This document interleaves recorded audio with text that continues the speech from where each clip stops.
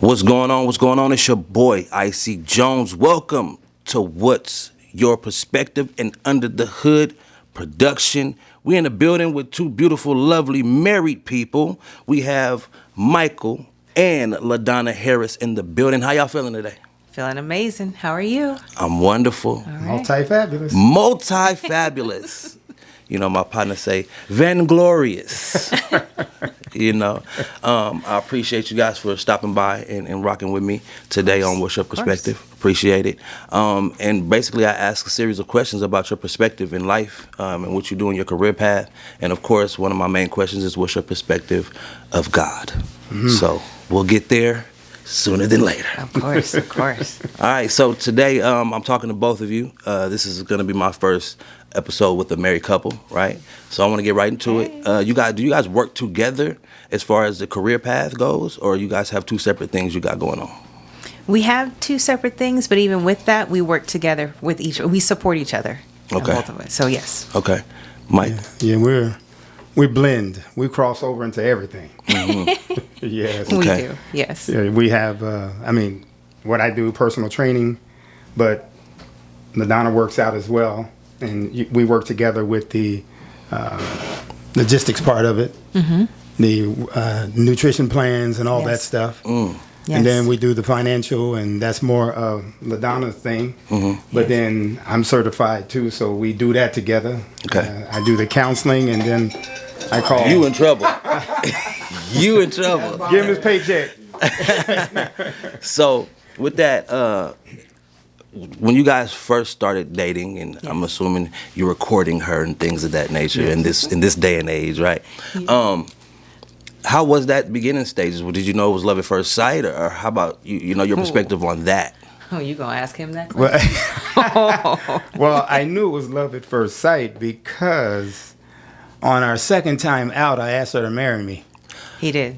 So Second date. it was. So what was your perspective on that answer? Was it you moving too fast, or was it yes, I'll marry you? No, it was one of those like, he joking. Oh, he's just playing. Like, man, I was like, now, quick backstory. Mm-hmm. We've known each other for Okay. Yes. 26 years. We met 26 years ago. Okay. Yes. We just didn't connect Yes. until like 15 years later. Yes. And Yeah. so when he asked that, I was like, I'm just getting over divorce. I still Okay. need time. Okay. So I didn't say yes the first time he asked me.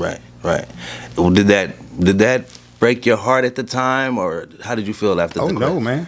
It You didn't kept break my pushing. heart. Kept pushing. Kept pushing. That's I it. mean, because when you know you, and when you know what you want, Yes. and if you're honest with the two, Mm-hmm. then eventually it's going to happen. Yeah. And so patience is something that is natural. We make it all out of sorts to make it not be meaningful because we're pushing the issue. Yeah. But with Ladonna, I mean, I knew that she was the one. And I see how you look at her, brother. I know, man. I know. And I be looking at her like that all All day. the every day. time. I feel it. So when did it come to like working together part, the blending and things of that nature? LaDonna, you can kind of answer that for me first and let me know, how did it feel just blending, or did it work out like that, or did it just come together gradually over time? Well, when you are someone that, when you know who you are and you know what you can bring to the table. Yeah. And so anytime you're with someone that you truly love and care about, you want to help them in any way possible. Mm-hmm. So whatever you see they're doing, whether you know about it or not, you learn real fast, okay, what can I do to enhance it? Okay. And so that's what we did once I realized, okay, he's a fitness trainer, nutritionalist. Okay, he's got these clients. What I can do, what can I do? And now I just immediately went into work on the back end as far as, okay, making sure that he's got client retention. Do we need any paperwork? Is there, so it was just immediately just knowing that. And then, as far as my field being financial, he observed everything because it's a little bit different category and licensing and getting certified. Yes. But he knew that in order to definitely help me, that he wanted to do it too. So he took the sacrifice and got certified as well. And it's knowing your self-worth.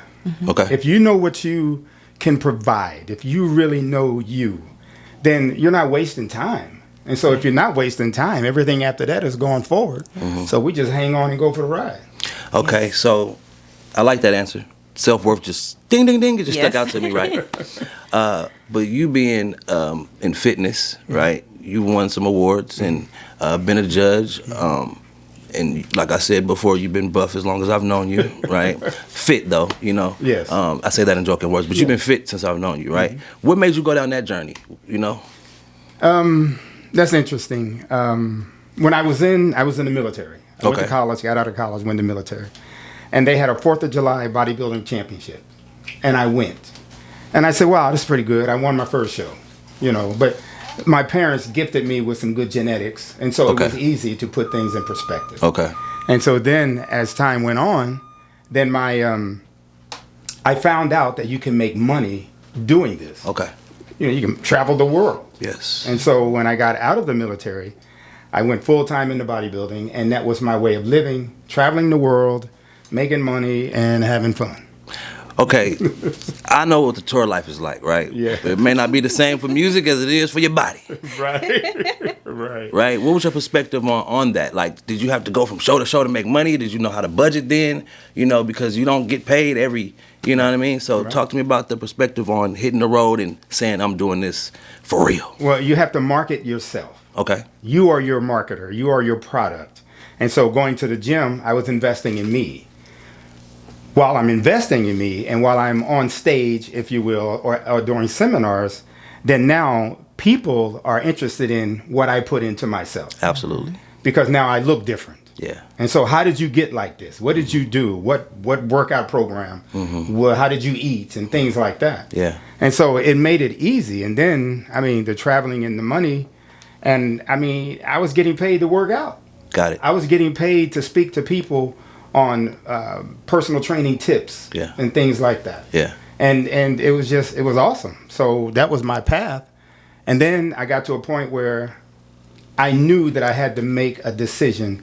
Either I was going to go even further into it or I was going to kill myself trying.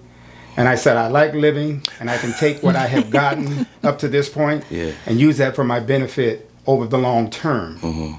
And that's where the productivity became more important and valuable when I made that decision not to put as much into it as I was. Okay. Yeah. Absolutely. And you're pretty fit yourself. You work out with him? Usually. Usually. Actually, it was because of Michael that I did my first competition. Yeah, and I was about to say, you've been in the competition yourself. Yes. Yeah. How many? You just one? Just one. Oh, okay. yeah. I have so much respect for everyone in that field now. After going through it myself, one and done is good. Okay. Absolutely. Absolutely. So now I want to get into the financials, right? You're a financial advisor. Yes. And you got certified as well, right? Yes. To do to hang on to your lady, you know, in that field, right? Yes. So with that being said, like, I want to talk about money in a place of, is that necessarily true that we need to talk about this all the time, or how do you help people in the financial arena that just want to hurry up and get to the money? Like, you know, do you help them hurry up and get to the money, or do you say, well, slow down, let's get to the mindset? Well, there's rules to the money game. Talk about it. And many people don't know that because we were never taught this in school. Correct. And so that's what I do is I spend the time to actually teach them these rules, because how can you play the game properly and actually succeed at it if you don't know the rules? And this is what separates the wealthy from the middle class is the wealthy does the same thing as middle class. They just know the rules better. They know that what they can get away with and what they can't. Right. And that's what I do is I spend time with my clients who actually want to take it serious, because some they just call for something simple and basic. They're not mature enough to take it a step further. But for the ones that are, we teach them that.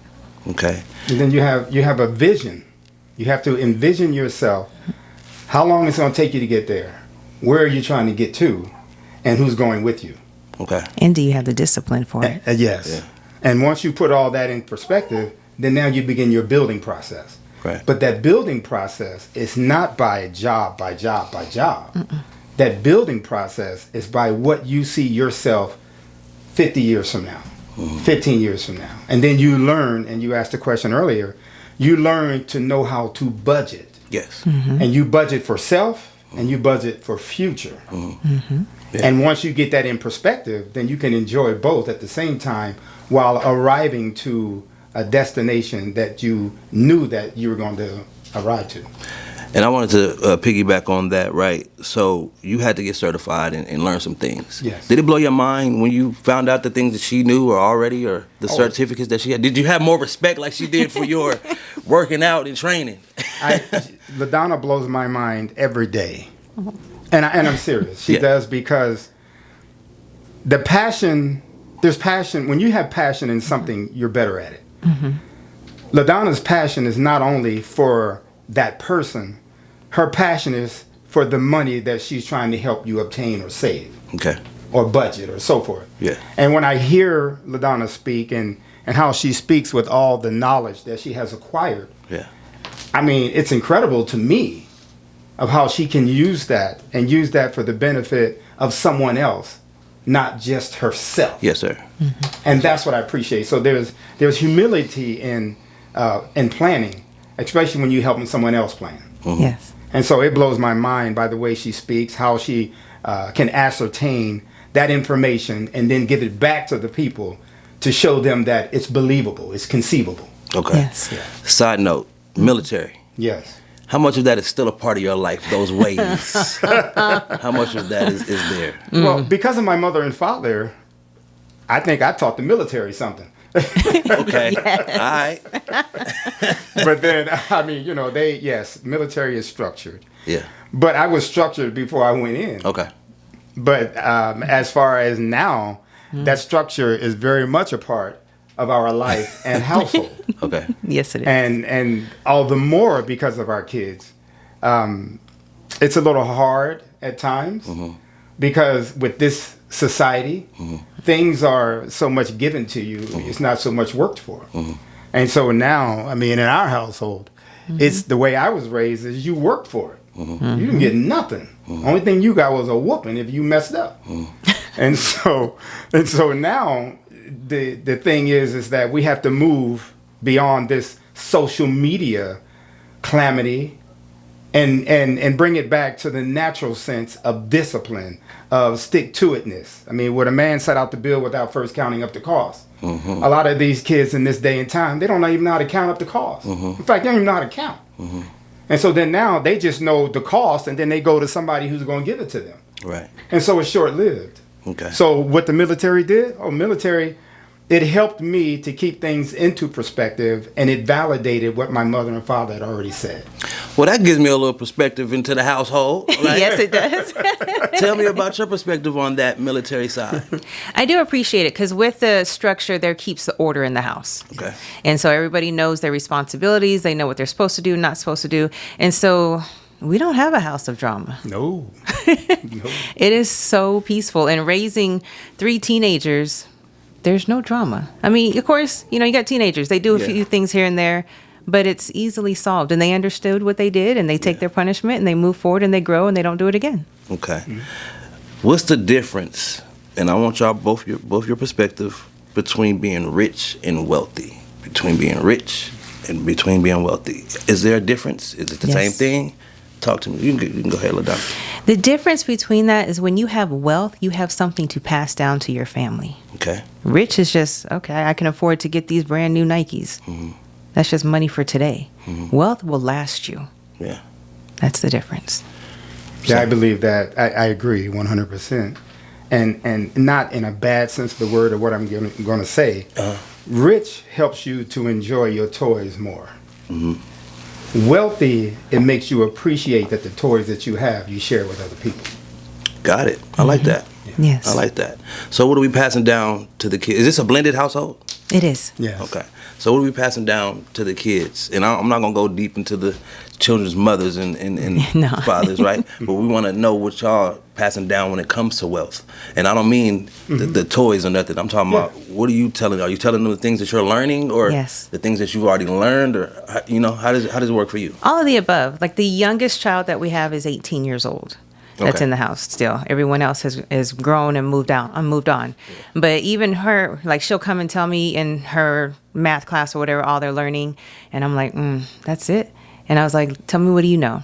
And like she'll tell me, and I was like, go back and ask your teacher this. And so I've already taught her different things, like the rule of 72, compounding interest, 3Ds of invest, like all those things. She knows them, and she's like, my teacher don't even know what that is, Mom. Has no idea. No. So it's not just about the kids not knowing, though, Mike. That's what I'm trying to say, right? Yes. Because these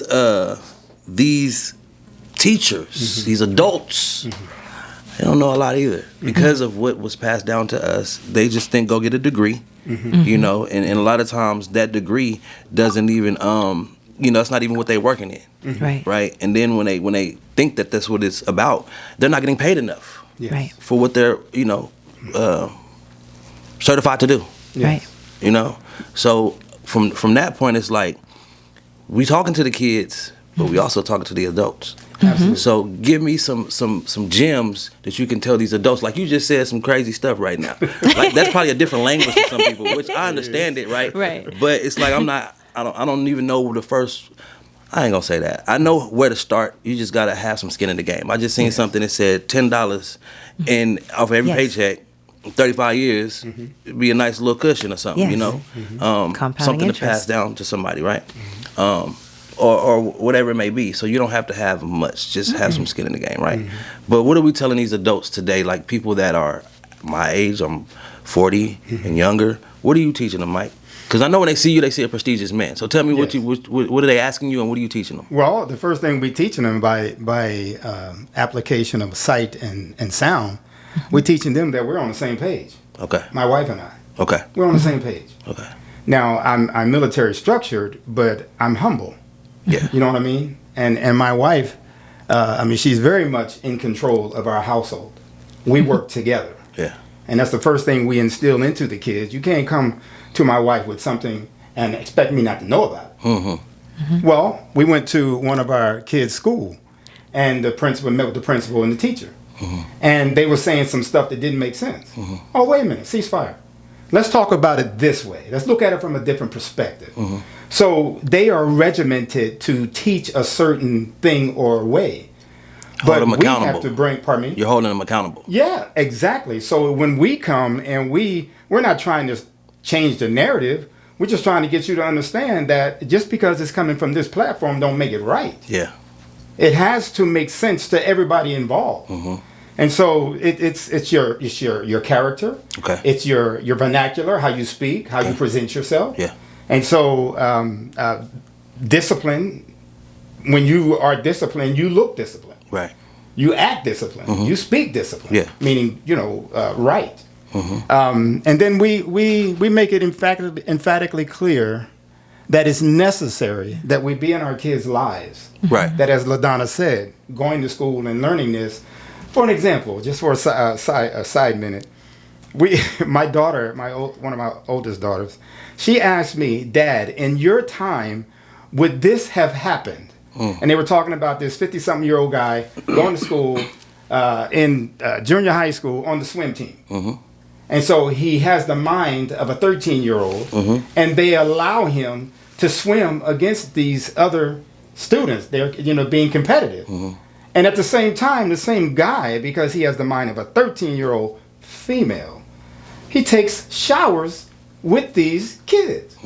So my daughter said, Dad, how would it have been? I said, they would have beat him up. It wouldn't have happened. Back in my day. It wouldn't have happened. In the 1900s, it wouldn't Yes. have happened. Exactly. In the 1900s. Yes. Right.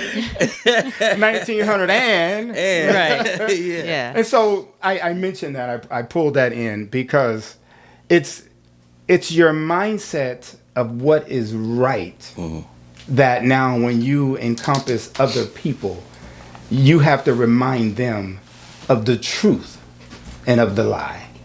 And so one of the biggest things that we bring is just because it is what it is don't mean that it's right. Correct. If you're not looking at it properly. Correct. So that's the biggest thing I can say that comes with it. And they see everything else. I mean, I don't think we need to, because my thing is they call it old school methods, Yes. right? Which makes it seem like it's outdated, Right. right? Now, there's some things, because my parents are 60s babies, so there's some things that I have instilled in me from that era, and then I got my own little ways, because I am who I am, right? But a lot of the things is kind of like you said with the military and your parents, right? it stuck with me. Yes. You know, and it made me who I am today. As you know, I ain't been to prison. You know, I done been in some street stuff. You know, been to jail a couple of times.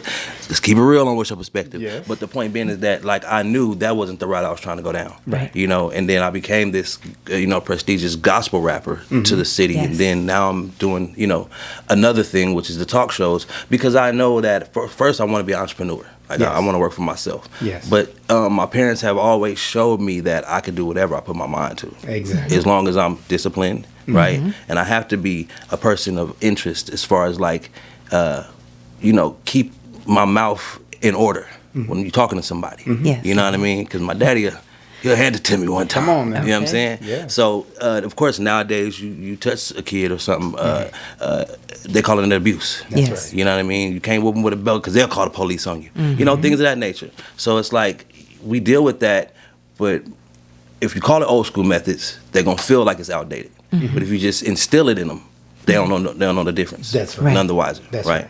So with the last few minutes I have on the show, I want to ask, what's your perspective on God? Is it Allah? Is it Buddha? Is it the universe? Or what's your perspective on God the Almighty?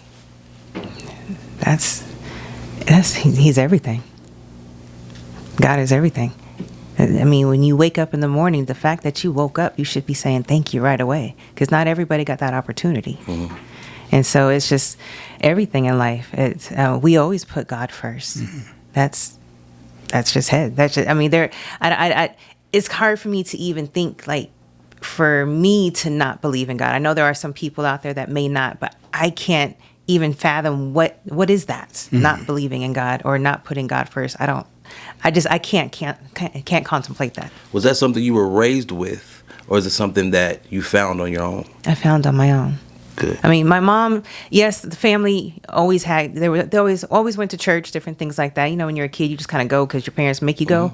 But then when you start going on your own, and then when you hear God's voice for the first time without anyone around, and you know that it's God, can nobody tell you nothing else? Right. You had your own experience. Yes. Which made it real. Yes. And you knew it wasn't you. Exactly. Right. That's the but God situation. Exactly. Michael, what's your perspective on God? I'm going to use two words: clandestined and ubiquitous. You know you got to break that Okay, down. so wait. You know that you got to break that down. Wait. I've heard of ubiquitous, but clandestine, I'm on the verge of, I don't know. Because I got a nice vocabulary, but bro, you just blew everybody in the studio mind with that one. What's your perspective, man? Talk to me. God is ubiquitous, Okay. and man is clandestine. So man has to be in the place. God is already in the place. So when man try to get there, God has been there. That's how it is in life. You could just say omnipresent, omnipotent. You don't hit me with the, no, I'm just messing with you. We need that. Yes. We need that, though. I like And that. so man tries to make himself to be ubiquitous by going from one place to another in his mind enough to fool somebody else. But God is naturally already that. And so therefore, that sets man and God apart to allow me to think freely that God is more than what man could ever think to be. And so therefore, man can never measure up to that. So then God stands alone and man stands with everybody else. Okay. Now we're going there, man, right? Yes. He says you are gods with a little g. Right? Yes. And then, Christ says we can do greater works than these, which he was doing some great stuff. Absolutely. So how do you feel about that? Are we still a God and not the almighty God? What's your perspective on that? Well, Jesus says, greater works than these shall you do also. There's two applications of that. Greater works meaning that you have to be filled with the Holy Ghost to have that type of enlightenment spiritually from God.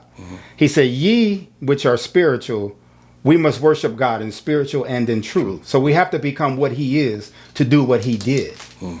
The other side of that, Jesus was saying that go out and win souls. So Jesus was doing this with the disciples, and they were winning souls. Now, through salvation, we will win more souls than Jesus did in terms of now more people getting saved. receiving the Holy Ghost, getting baptized. Right. That's what that implies. Okay. So if y'all want to know more about clandestined and ubiquitous, where they follow you at, Michael? Where do you follow us at, baby? We're on Instagram, Facebook, Married and Powerful. Married and Powerful. Married and Powerful. Yes. Simple, like that. Very simple. Absolutely. So once again, I'd like to thank you guys for coming on What's Your Perspective. Did you enjoy Thank yourself today? Absolutely. yes, Thank you yes. for having us. Thank you very much. Hopefully y'all get a podcast coming soon. Look at y'all, all in the eyes looking We'll at. see. Confirmation, babe. Confirmation, babe. Cool, babe. I rock with it. Married and Powerful. We have Michael and Ladonna Harris in the building. Under the Hood production. What's Your Perspective? I'm your host, IC Jonez, and we out.